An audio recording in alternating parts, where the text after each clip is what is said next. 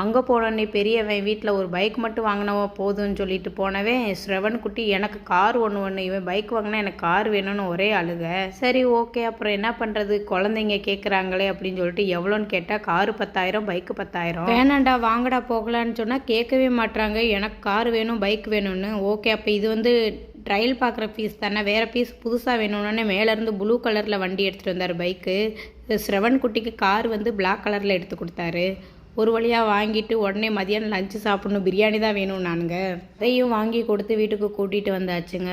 என் husband சொல்கிறாரு, நான் சொன்னேன் வேணாம் இது எதுக்கு இப்போ இந்த செலவுன்னு கேட்டால் அவர் சொல்கிறாரு, நான் சம்பாதிக்கிறதே பிள்ளைங்களுக்காக தான், பிள்ளைங்க ஆசைப்பட்டு அதுவும் அவன் குட்டி பையன் அழுகிறத பார்த்தா சாப்பிட மாட்டேன், எனக்கு பைக் இருந்தால் தான் சாப்பிடுவேன் அப்படிங்கிறான். சரி ஓகே இப்போ குழந்த தானே இன்னும் போக போக சொன்னால் புரிஞ்சுக்கிருவாங்க அப்படின்னு சொல்லிட்டு ஒரு வழியாக வாங்கி கொடுத்து கூட்டிகிட்டு வந்தாச்சுங்க. கூட்டிகிட்டு வந்தால் வீட்டில் செம்மையாக ஓட்டுறானுங்கங்க. இது